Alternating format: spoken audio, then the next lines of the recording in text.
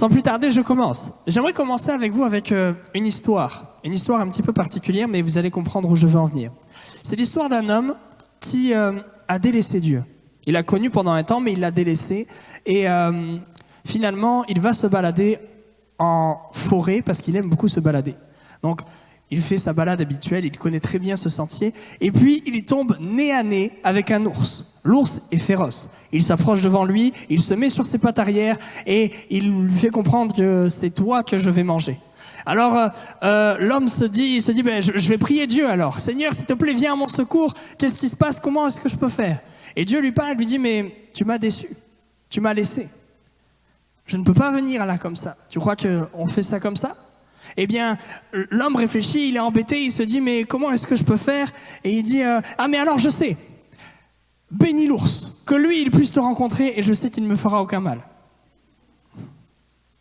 Alors je vois que ça vous fait sourire. Bien sûr, notre Dieu n'est pas comme ça, il vient toujours nous secourir. Mais cette histoire, elle m'a permis de me poser une question qui sera justement le titre de mon message ce matin. Le titre de mon message ce matin, c'est comment faire après l'avoir déçu? Si tu peux suivre, du coup, moi, ça ne marche pas avec la zapette. Comment faire après l'avoir déçu?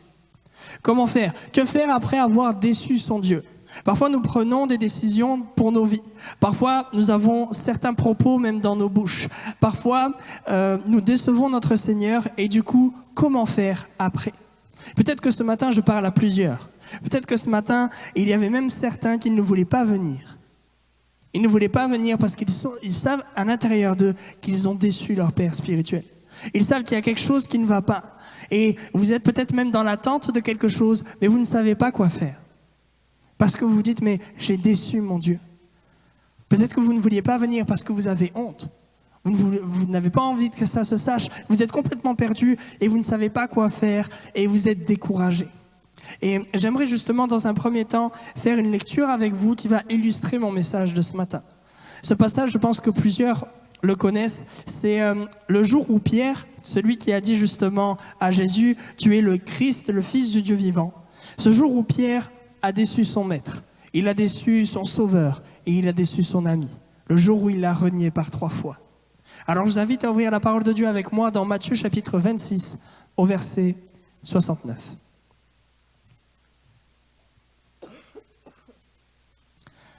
Matthieu chapitre 26, verset 69.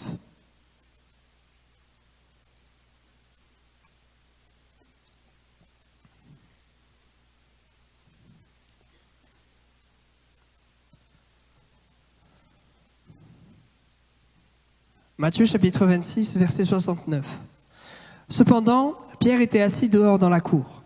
Une servante s'approcha de lui et dit, « Toi aussi tu étais avec Jésus le Galiléen. » Mais il le nia devant tous, disant, « Je ne sais ce que tu veux dire. » Comme il se dirigeait vers la porte, une autre servante le vit et dit à ceux qui se trouvaient là, « Celui-ci était aussi avec Jésus de Nazareth. » Il le nia de nouveau avec serment, « Je ne connais pas cet homme. » Peu après, ceux qui étaient là, s'étant approchés, dirent à Pierre, « Certainement tu es aussi de ces gens-là, car ton langage te fait connaître. » Alors il se mit à faire des imprécations et à jurer, « Je ne connais pas cet homme. » Aussitôt, le coq chanta.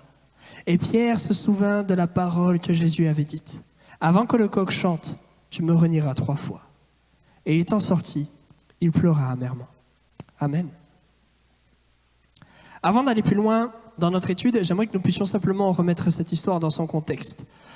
Nous venons de terminer l'épisode de l'arrestation de Jésus dans le jardin de Gethsémanée.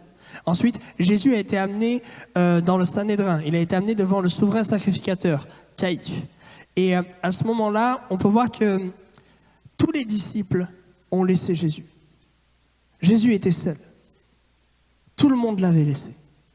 Mais nous savons que Pierre a réussi un petit peu à le suivre. Justement, dans notre lecture, nous voyons qu'il est à l'extérieur et justement, une servante vient le voir et lui dit « Toi aussi, tu étais avec Jésus, le Galiléen. » Mais Pierre va tout nier. Il va tout nier en bloc. Mais cela ne s'arrête pas là. Parce que du coup, une autre servante va parler bien fort de façon à ce que tout le monde entende. Et elle va dire « Mais toi aussi, tu étais avec Jésus de Nazareth. » Et pour la seconde fois, Pierre va nier sa relation avec Jésus.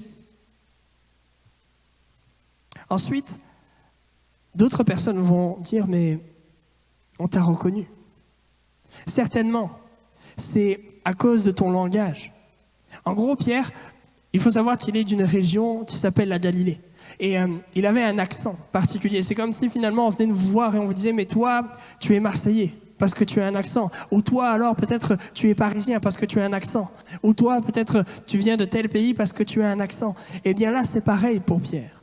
Et là, on a envie de dire, mais peut-être que Pierre, c'est bon, on a vu qui tu étais. Tout le monde t'a vu, tout le monde t'a reconnu. Maintenant, tu peux dire que oui, tu étais avec Jésus. Eh bien non. Il va continuer de nier. Et même plus que ça, la Bible nous dit, il fait des imprécations. Il va même dire des choses, en fait, horribles. Il va dire des choses où il va dire, mais il peut m'arriver le mal si finalement j'ai connu Jésus. Il va faire des serments, il va dire, je ne connais pas cet homme. Et puis le coq va chanter. Et là, il va se souvenir. Il va se souvenir de cette parole de Jésus. Avant que le coq chante, tu me renieras 3 fois.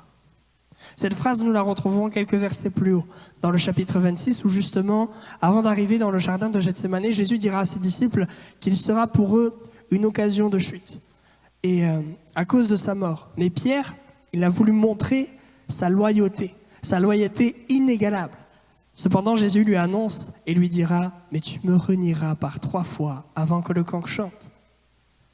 Et donc, on peut même voir dans d'autres évangiles que Pierre va croiser le regard de Jésus. C'est quelque chose de fort qui s'est passé là. Il sait exactement ce qu'il a fait. Et Jésus sait aussi ce qu'il a fait. Et il y croit à son regard. Et il sait qu'il a déçu son maître. Il sait qu'il a déçu son ami. Et c'est pour ça ensuite que nous lisons, quand il part de cette cour, il pleura amèrement. Peut-être que ce matin, il y a des pierres. Vous savez, on entend souvent des discours négatifs sur Pierre.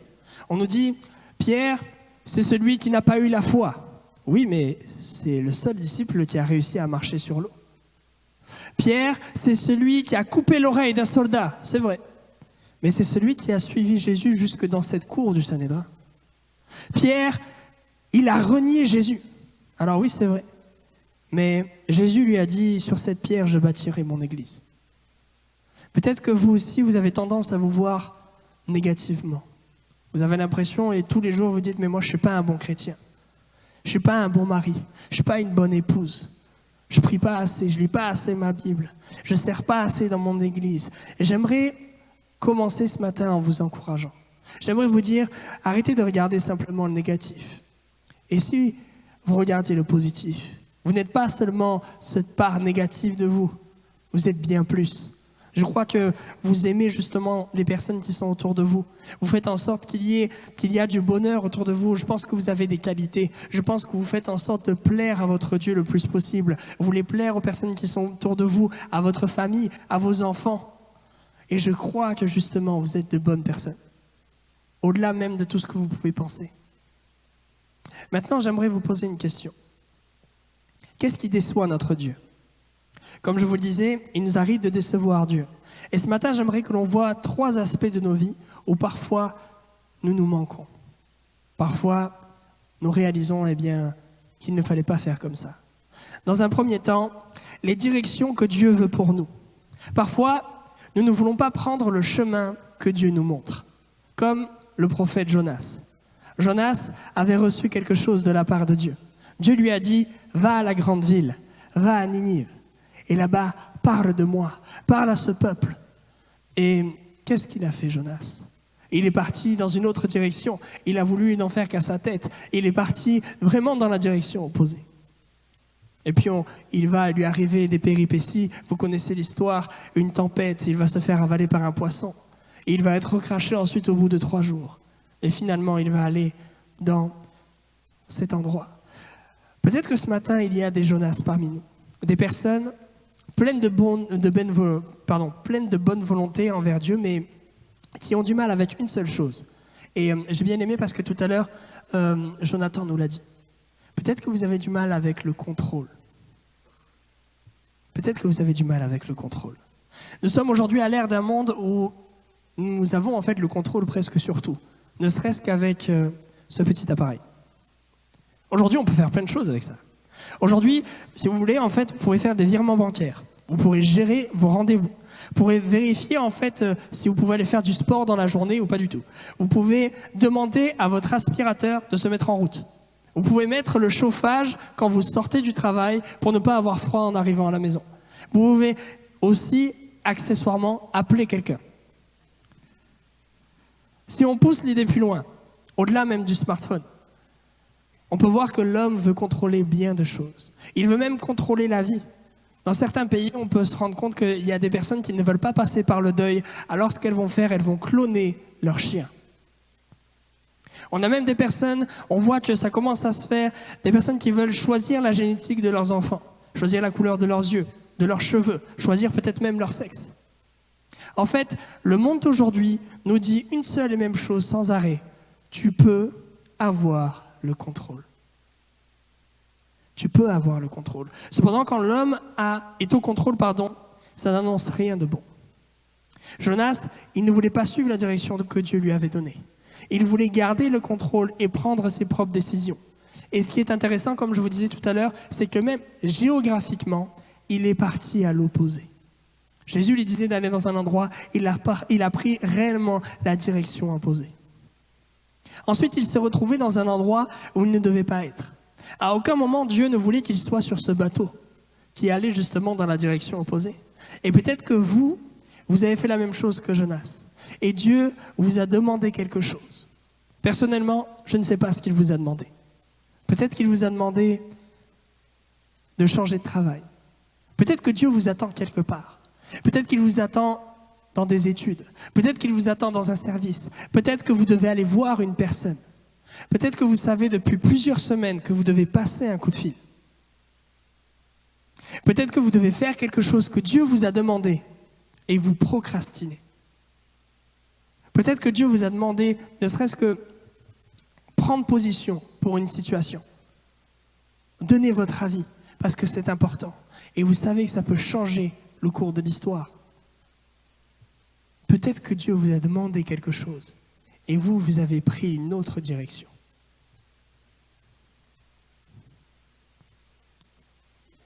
Peut-être que Dieu vous a demandé toutes ces choses et vous n'avez pas répondu présent. Peut-être qu'aujourd'hui, vous passez par une tempête, tout comme Jonas, et vous ne comprenez pas pourquoi. En ce moment, c'est compliqué. Ça souffle de part et d'autre.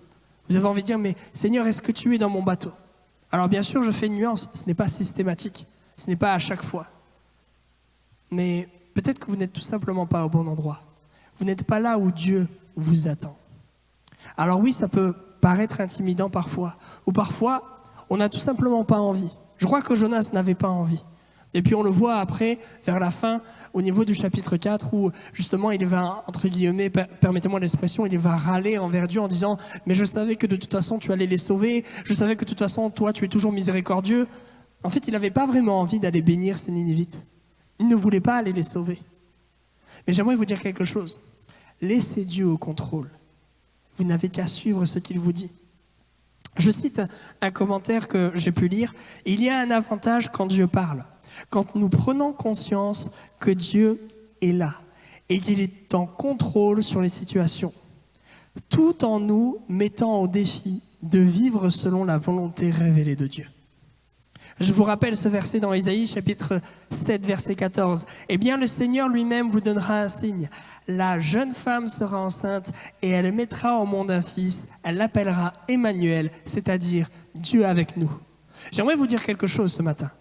Peu importe la direction que Dieu vous a donnée, peu importe le challenge que Dieu a mis devant vous, peu importe la vision que Dieu a déposée dans votre cœur, peu importe les difficultés qui sont face à vous, peu importe les obstacles, il y a un Dieu qui s'appelle Emmanuel.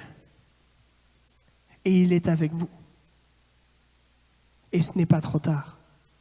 Justement, mon message, c'est ça. Il est pour toi. Peut-être que toi, tu te dis, c'est trop tard. Je n'ai pas répondu au bon moment.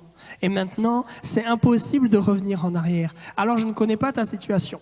Peut-être que ce n'est pas possible de revenir en arrière, c'est vrai. Mais je crois que si tu cherches Dieu, il va conduire à ce que justement ça puisse se passer bien. Je crois que si justement tu cherches ce Emmanuel, Dieu avec nous, je crois que justement il va paver ton chemin. Et je crois que c'est possible. Ce qui est intéressant ensuite, c'est que Jonas a eu une bénédiction tellement grande. Je ne sais pas si vous réalisez, je fais un petit aparté, ce moment-là de la Bible, c'est la plus grande évangélisation qui a été notée. Souvent, on se dit, oui, c'est ce qui s'est passé dans les Actes, quand il y a eu les 5000 personnes. Eh bien là, on a toute une ville. Et ce n'était pas une petite ville, Nénive. On a toute une ville qui s'est tournée vers Dieu. Je crois que si vous prenez la direction que Dieu vous a donnée, maintenant, parce qu'il n'est pas trop tard, je crois que Dieu va vous bénir. Je crois que si vous prenez le chemin que Dieu vous avait donné dès le début, Dieu va vous bénir. Dans 1 Corinthiens chapitre 13, verset 17, « En toute occasion, il pardonne, il fait confiance, il espère et il persévère. » Voilà comment il vous regarde ce matin. Il veut justement te pardonner parce que tu n'es pas allé dans la bonne direction. Mais il veut espérer en toi et il veut justement persévérer avec toi. Il veut te dire, maintenant, suis ce chemin. Tout ira bien parce que je suis avec toi. Même si, c'est vrai, tu m'as déçu, maintenant, relève la tête et allons de l'avant. Maintenant, deuxième aspect. Parfois, nous décevons notre Dieu car nous avons chuté face à la tentation. Dans la Bible, nous avons David. David qui a chuté. Et malheureusement, il était celui qui était selon le cœur de Dieu. Mais par manque de vigilance, il est tombé. Et même, j'ai envie de dire, il est tombé bien bas. Vous vous souvenez, je pense, de cette histoire où David était sur le toit de son palais et il a vu cette femme. Et il a voulu la prendre pour lui. Et il a même prémédité un meurtre. Il a organisé ensuite le meurtre de son mari. Alors peut-être que ce matin, il y a des David. Alors bien sûr, je ne dis pas que vous avez forcément commis l'adultère, que vous avez prémédité ou commandité un meurtre. Pas du tout. Mais je dis simplement que ce matin, il y a des personnes qui sont tombées face à la tentation. Dans le dictionnaire biblique, nous trouvons comme définition incitation au péché. Vous savez, il y a deux sources à la tentation. La première, c'est l'ennemi de nos âmes, le diable. Le diable, la Bible nous dit qu'il est comme un lion rugissant, cherchant qui il va dévorer. Et la seconde, c'est nous-mêmes. C'est notre chair. Cette partie de nous qui nous pousse constamment vers le péché. Et justement, ça me fait penser à une histoire un jour que j'avais entendue d'un pasteur qui disait il est allé au restaurant et il avait bien mangé. Mais quand je dis il avait bien mangé, c'est il aurait pu se passer d'un dessert. Mais là, le serveur, ils sont toujours forts, les serveurs. Ils viennent toujours nous donner la carte des desserts au bon moment, c'est vrai ou pas? Il vient lui donner la carte des desserts, et là, il dit, oh non, franchement, j'ai vraiment bien mangé quand même. Et il voit une tarte. Il voit une tarte. Alors, il y a cette voix de la conscience qui lui dit, on n'a pas besoin de tarte. Alors lui, il dit intérieurement, mais c'est vrai, j'ai pas besoin de cette tarte. Et puis, il y a une autre voix, sa chair, qui lui dit, moi, j'ai envie de la tarte. Alors sa conscience, elle lui dit, non mais t'as pas besoin de cette tarte, t'as bien mangé, puis en plus tu dois faire du sport, tu dois prendre soin de toi, tout ça. Et du coup, tu commences à se dire, bon, c'est vrai qu'elle a l'air bonne la tarte en plus. Et là, il y a toujours la chair qui lui dit, mais moi je veux de la tarte. Et sa conscience qui lui dit, mais non, on n'en a pas besoin. Et lui, il se dit, bon, elle coûte combien la tarte? Et puis finalement, il a pris de la tarte. Voilà comment ça marche. On se fait avoir si facilement. Je ne sais pas si, dans ton cas, c'est le diable ou ta chair qui t'a amené à chuter. Cependant, j'aimerais te dire quelque chose. Tu n'es pas seul. Tu n'es pas seul. Il y en a d'autres qui sont tombés. Et il y en a d'autres qui tomberont. Parfois, quand on tombe dans la tentation, on a l'impression qu'on est tout seul. On est seul à être touché par ça. Pas du tout. Nous sommes tous faibles. Tu n'es pas seul. Et tu es toujours aimé par Dieu. Et j'ai envie de te dire, même parce que tu es là ce matin, cela prouve ta volonté de t'en sortir. Maintenant, comment faire après avoir chuté? Je ne sais pas ce qui s'est passé. Peut-être que vous êtes retombé dans une addiction que vous avez laissée depuis longtemps. Peut-être que vous êtes surpris en train de calomnier ou de critiquer. Peut-être que vous avez menti pour vous protéger d'une situation délicate. Peut-être qu'au travail, vous avez rigolé à des blagues qu'il ne fallait pas. Peut-être que vous avez passé trop de temps avec un ou une collègue de votre travail et vous savez que ce n'est pas bon pour votre couple. Et pourtant, vous fermez les yeux. Peut-être que vous avez volé, mais vous trouvez de belles excuses pour maquiller ce que vous avez fait. Paul dira aux Galates, dans Galates chapitre 5, verset 7, « Vous courriez bien. Qui vous a arrêté pour vous empêcher d'obéir à la vérité ?» Qu'est-ce qui s'est passé? Qu'est-ce qui s'est passé? Vous savez, je ne condamne personne ce matin. Et personne ne vous condamne non plus. Mais comment faire maintenant, après que l'on s'est égaré comme David? La Bible nous dit que Dieu envoyait un prophète pour lui ouvrir les yeux. Et peut-être que Dieu vous a envoyé des personnes. Peut-être que Dieu est venu vous parler, ne serait-ce que dans votre lecture quotidienne, à travers une prédication. Et en toute humilité, peut-être même que Dieu vous parle ce matin. En tout cas, je sais que vous devez demander pardon. Vous devez demander pardon à Dieu. La Bible nous dit dans Jacques 4, verset 7, « Soumettez-vous à Dieu, résistez au diable, et il fuira loin de vous. » Dans le grec, le mot résister, c'est antistémie, faire opposition, s'opposer. Dieu veut que nous soyons actifs face à la tentation. Quand Jésus a été tenté dans le désert par le diable, Jésus n'était pas passif. Il n'a pas simplement pris des coups. Non, il répondait avec la parole de Dieu. Alors bien sûr, je nuance, je ne vous dis pas de parler au diable, mais d'être en action pour résister, de s'opposer à toute tentation qui viendra briser votre relation avec Dieu, briser votre relation avec votre conjoint, briser votre relation avec votre famille, avec vos parents, avec vos enfants, avec vos amis, avec l'Église. Vous savez, le diable ne cherche qu'une seule chose, c'est à détruire. Il ne cherche qu'une seule chose, c'est détruire nos vies. Et peut-être que toi, tu viens pour la première fois ce matin. Et j'aimerais simplement faire un aparté et vous parler justement du brigand qui était sur la croix. Je disais justement vendredi à la jeunesse que cet homme, il a été sauvé au dernier moment. Peut-être que tu crois qu'il n'y a aucun espoir pour toi. C'est fini. Ta vie est déjà toute tracée. Et tu sais que c'est une vie malheureuse, une vie triste, une vie sans aucun bonheur. Eh bien, j'ai envie de te dire, cet homme-là, il a été sauvé au dernier moment. Tu as la possibilité d'être sauvé ce matin. Tu as la possibilité de rencontrer ton Sauveur ce matin. Il est mort sur la croix pour le pardon de tes péchés, pour toutes ces choses que tu as faites qui ne sont pas à sa gloire. Tu as la possibilité de rencontrer Jésus. Peu importe ton temps d'éloignement, peu importe ce que tu as fait, Jésus t'accueille à bras ouverts si tu viens avec un cœur sincère. Je ferme la parenthèse et j'aimerais terminer ce deuxième point en vous parlant de quelque chose. J'en ai parlé à la jeunesse et en fait, je réfléchissais. C'est quelque chose que j'avais entendu dans une prédication et ça m'a parlé et je réfléchissais, je me disais mais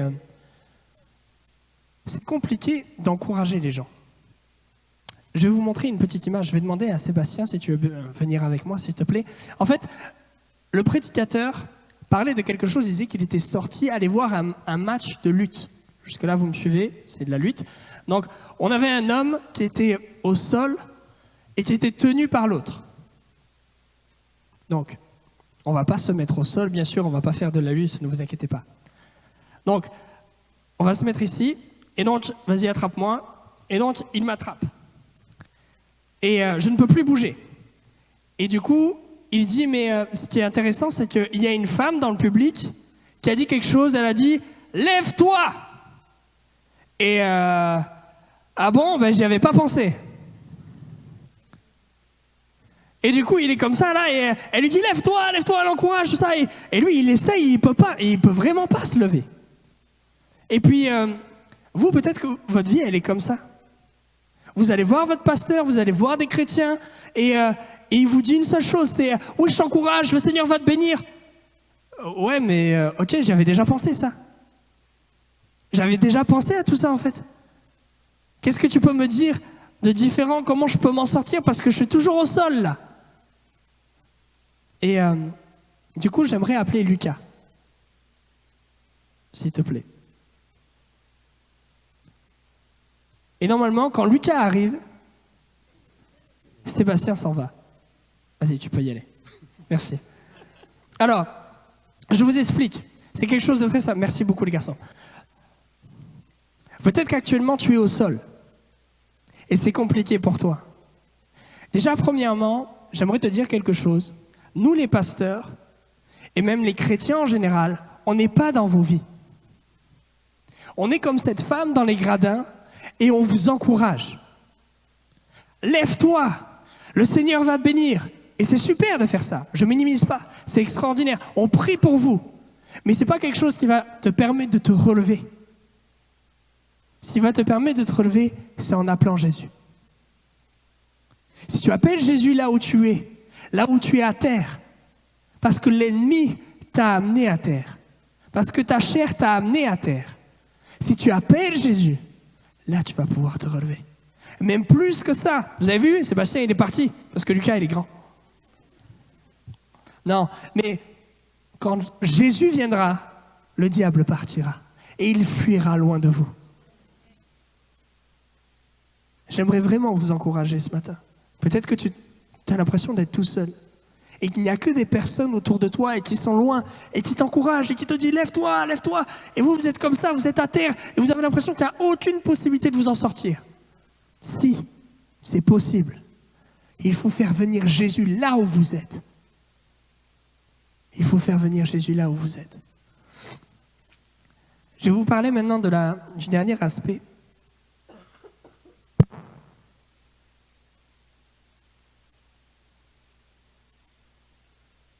Un, deux.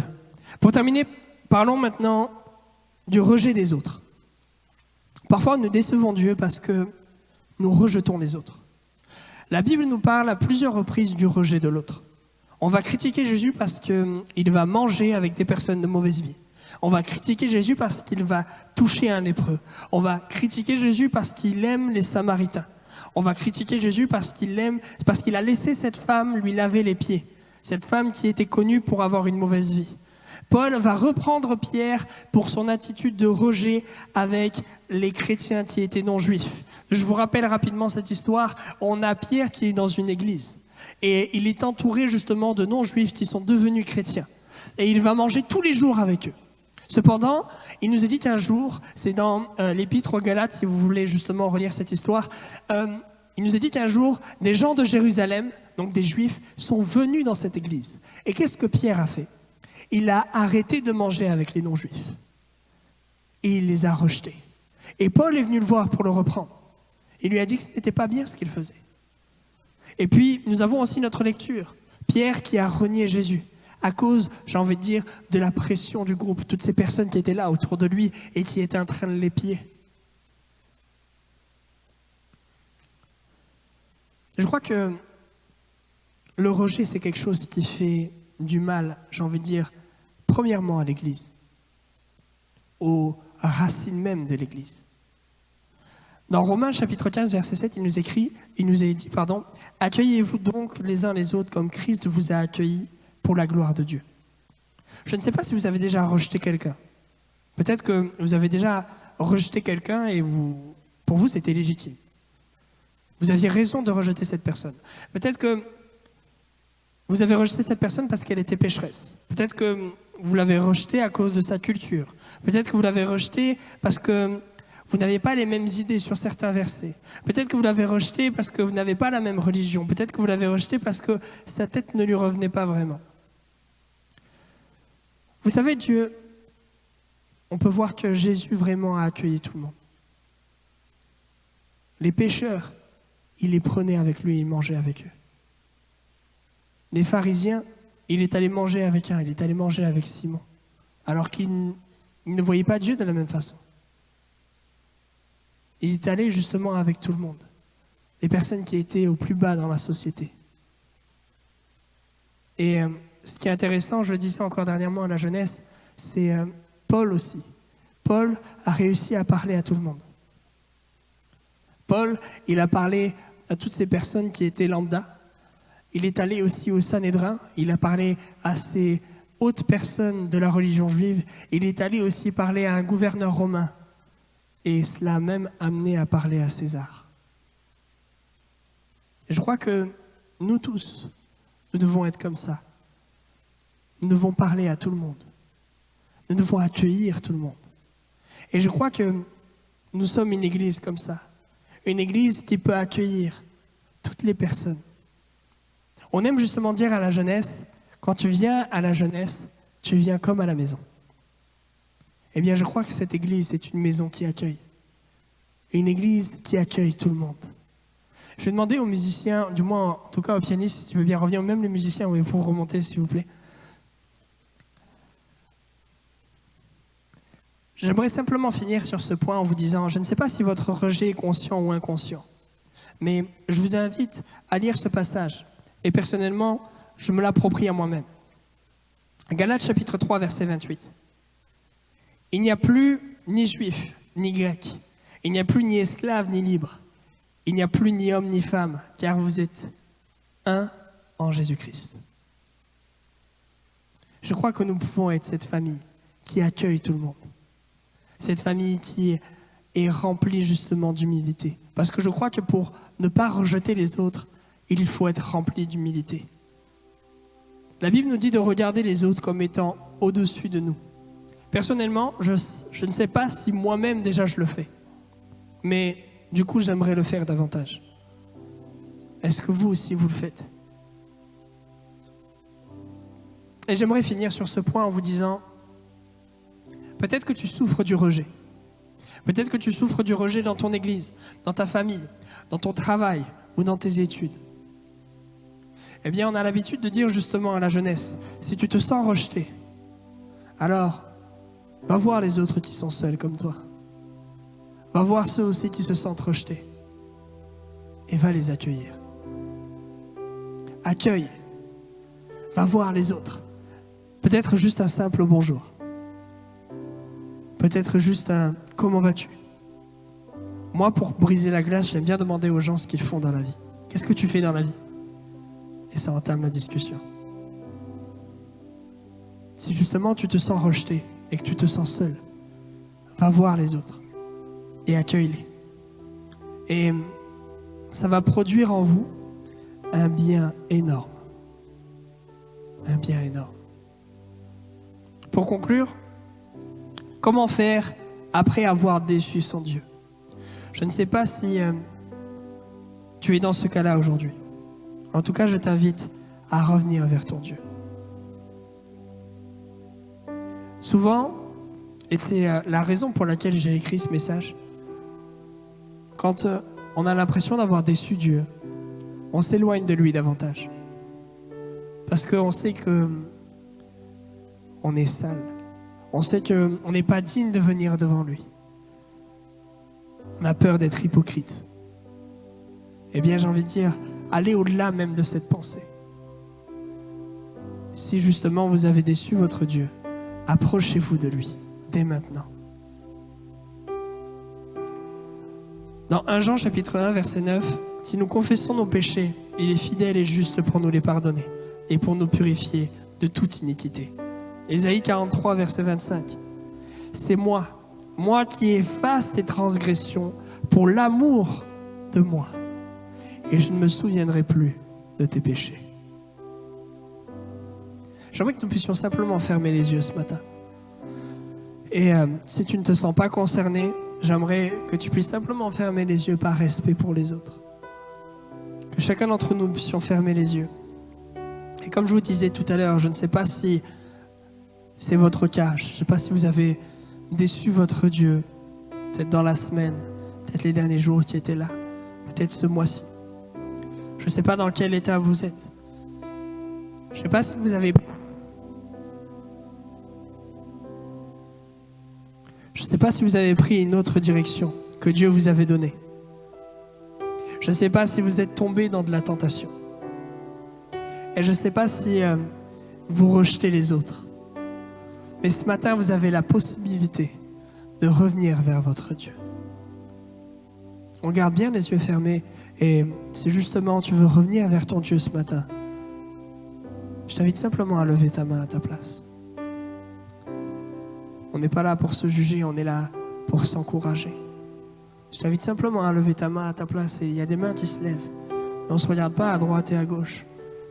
Et on dit, Seigneur, je te demande pardon de t'avoir déçu. Je te demande pardon pour mon éloignement. Je te demande pardon parce que je suis tombé. Je te demande pardon parce que je n'ai pas suivi ta direction. Tu lèves ta main pour lui dire, Seigneur, j'ai besoin de toi. J'ai tellement besoin de toi, Jésus.